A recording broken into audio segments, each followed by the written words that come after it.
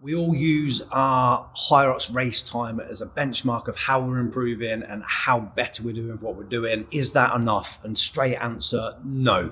You want to be adding in more benchmarking, more testing, so you can see that the training that you're doing is helping you progress in the way you want to. We're going to go through some things that the elites use. We're going to go through some real basic ones to use, but we're going to use some different testing protocols to make sure that you're progressing with what you're doing. The main one that we currently use at the moment is our how far can we run in 45 minutes. So currently where we're at with that. We try and aim around the 9 kilometres, 9.2, 9.3. So I think when we first did it, it was like 8.7, 8.8, and then that building was, it that up. hurt. It really hurts doing that. It's a tough run. It's the worst part for me. It is a tough run, but that'd make up one of your tougher training sessions. And I use that in some of the specific prep programs. It gives you a really good basis of what you can do for 45 minutes. 45 minutes is a good time, mainly because that's what a lot of people will do their Hyrox runs in. Because of the rock zone. So when we did our first one, we didn't realise how the rock zone was going to feel. So you think you're doing a kilometre, but you're not. You're actually doing about 1,200 metres, aren't you? So that gave us a bit of a shock to the system. So when you think you're pacing around 5:30 runs, you're actually probably doing 5:45, for example. But our last one in Manchester, 24, we did quicker runs, didn't we? Yeah. Because we got used to the rock zone, incorporating that into our training and doing the 45-minute runs. I think they've massively helped. Definitely make a big difference. If you're a really good runner, then you might want to just do how quickly can you do 9.2 kilometers and use that as your benchmark. You could round it up and make it, what's your 10k speed? It's just different benchmarks you're going to use to see, is the training you're doing moving the needle along to make sure you're progressing with what you're doing. What's the testing if they're good runners already? They don't need to improve the running. Everybody wants to improve the running for Hyrox. Do they? Everybody wants to get quicker at running. I don't think there's one person doing Hyrox who doesn't want to be a faster runner. Yeah, but normally the good runners aren't so much strong, are they? So like, I don't know, is there testing for ski-ergs or wall balls or something? Yeah, so you have different tests for runs. So you can use 5k, 10k, the 45-minute one. You can have the ones for the ski-erg and the rower. A 2 kilometre distance is good for that, because what that will give you is that will give you a good idea of how to pace your Hyrox when you're actually doing your 1 kilometre.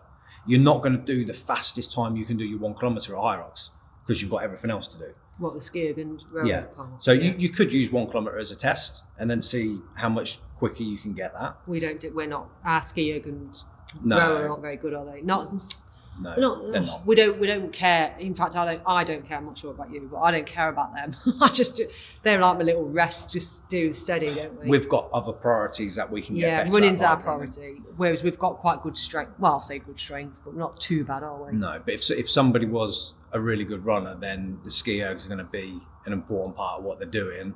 When the average person's doing it, you're definitely using the rower as a bit of a rest. Yeah. Because you need to. If you depends how you've paced the race, but most people use that, and we definitely do as a little bit of a catch your breath, get ready for the second half of the race. Yeah. So yeah, 2 kilometers on a ski-erg or 2 kilometers on a rower, they're really good benchmarks to use for them.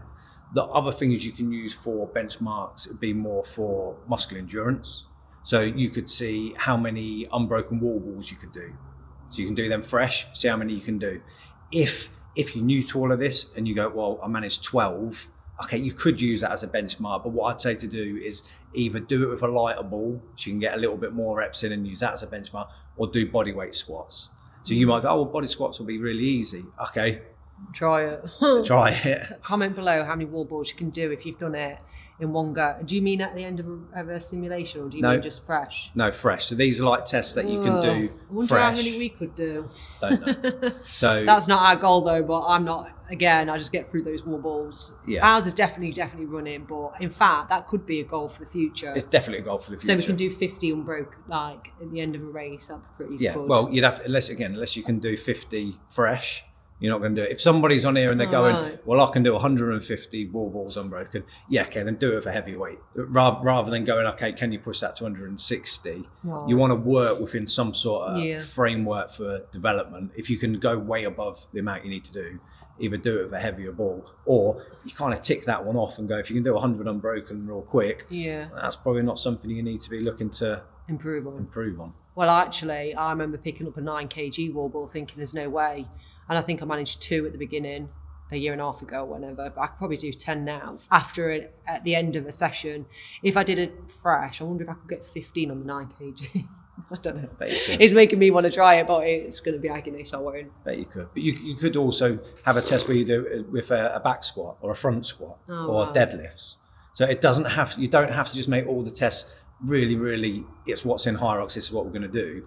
You just need to have different testers to make sure that what you're doing, you're improving all the time, basically. You're improving all the time. I can imagine people watching, and I hope there are some like more amateurs watching, obviously, that will be thinking, I don't like the thought of testing, because if I'm watching this, I'd be like, oh, I just want to wing it. All I'd say with that is, when you do the tests, you make them relevant to what you can do, and you're not testing every week. You don't want to be going, right, I could do 10 wall balls last week. Let's see how many I can do this week. You do 10 again.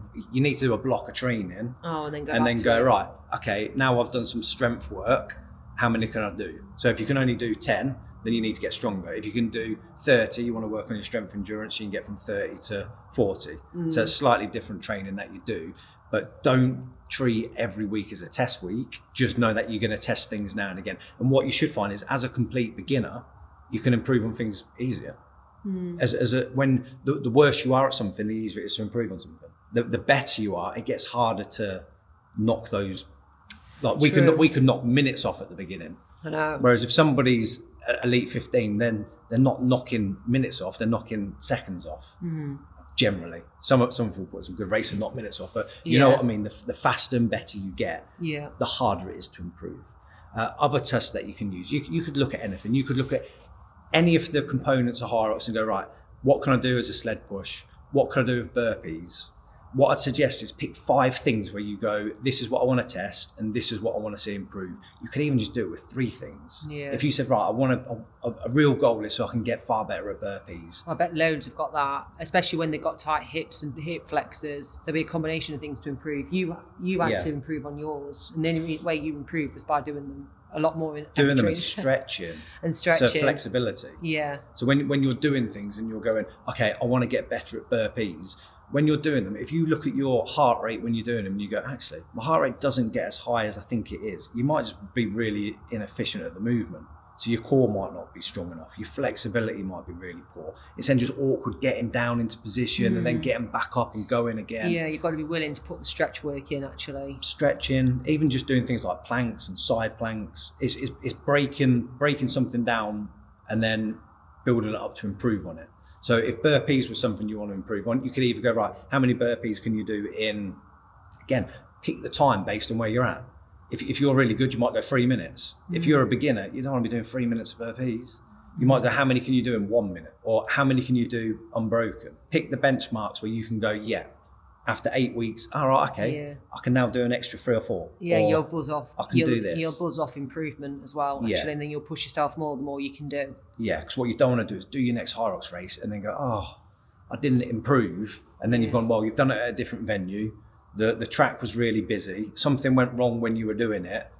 Yeah. Then you can't really tell, have you improved? Yeah. So it's good to have other benchmarks along the way so you can test exactly what you're doing and develop on what you want to develop. Then have your blocks of training where you go, this is what I'm focusing on. Yeah. So you can go, this block I'm going to really focus on. I wouldn't do 8 weeks trying to get better at burpees, but as part of your training, that might be something when you're working on the flexibility and stuff for it. But if you were going, right, the block of training I'm doing, this one is developing my running speeds, that's when you want to test your 1K, 2K, 5K, and then in 8 weeks time after you've done the training for it, retest those times and then see the improvements that you've got, and then you go, all right, this is really good, I can see big improvements for this. Now I'm going to look to develop my whatever it is whatever you want to develop. Yeah. So for us, ours mini goals.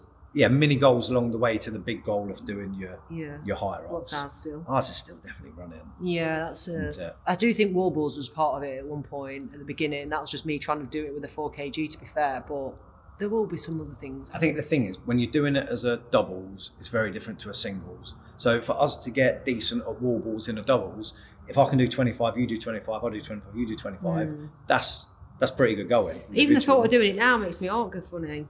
That's excitement I'm of doing it. getting the nervous energy already. And knowing London's just around the corner. Yeah. So yeah, have your benchmarks along the way. Hopefully that's given you some ideas of what you can use for your benchmarks. But the main thing to think is, what is your priority you want to develop? That is what you want to be testing. Train for it, test again, see the improvements, and then decide what you want to then develop next. You can look to develop more than one thing at one time, especially as a beginner. But as you get more into it, you then need to have a bit more focus on just developing one aspect of strength or fitness while maintaining everything else. Unless you've got endless hours to train, which most people will be watching these videos won't have endless hours to train. So it's finding how it works for you. Hope you found all that interesting, and you can go ahead and plan some benchmarks tests for you, and we'll see you very soon.